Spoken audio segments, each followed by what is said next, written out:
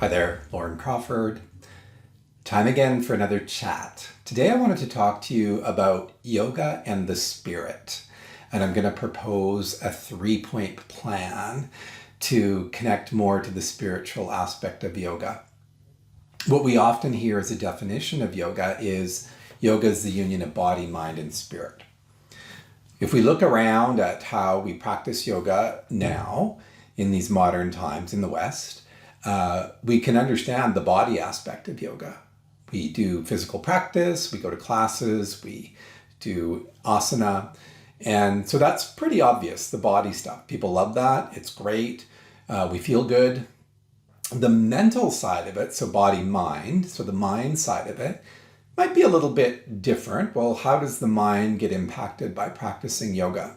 I would argue if you're practicing in a more balanced way, and the emphasis is on breath, you understand this, because if we're doing more than just pushing ourselves through a bunch of poses and really being mindful of breath leading us through the poses, that affects the mind, because the breath is the link into the mind through the body, right? So a breath-based practice will have us connect to that body-mind, the first two, in the definition.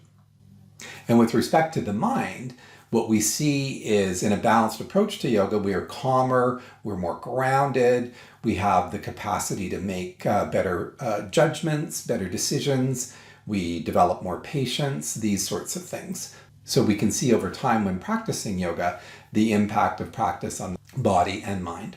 The third part, so the spiritual side of yoga, how do we tap into that? So let me propose to you 3 means of doing so.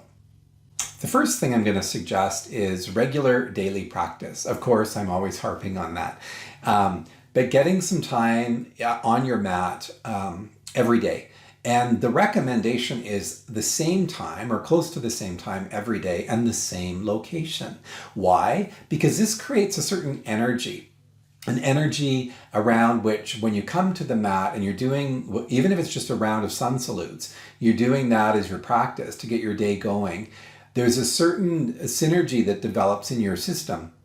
And when you're developing that synergy, then your practice becomes less physically based and you can tap into the more subtle realms of your practice. The subtle is more aligned to the spiritual aspect. And you'll notice this over time. The second thing I'm going to suggest is in that space where you're doing your yoga, you set up something, I'll call it an altar. And an altar may be a scary word for you, need not be. But just something, a little table, a shelf, or whatever in front of you where you can include some icons that represent something of higher value to you in terms of your journey. So yoga people may often use some icons of the deities of the yoga tradition.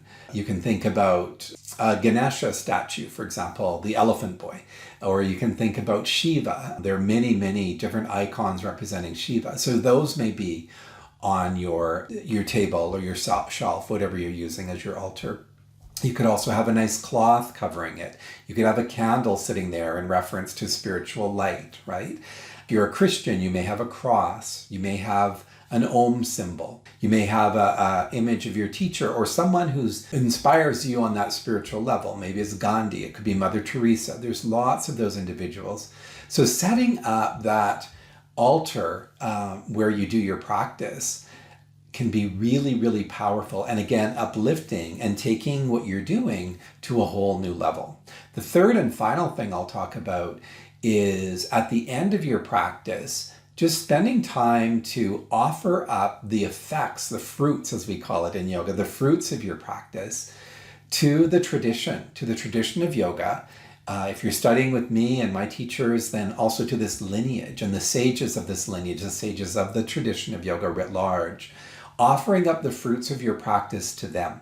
This is powerful because you're effectively offering up that energy that you've created, that subtle Shakti to the cosmos. And this will benefit you in terms of your journey, but also all of those others around us. It'll benefit humanity.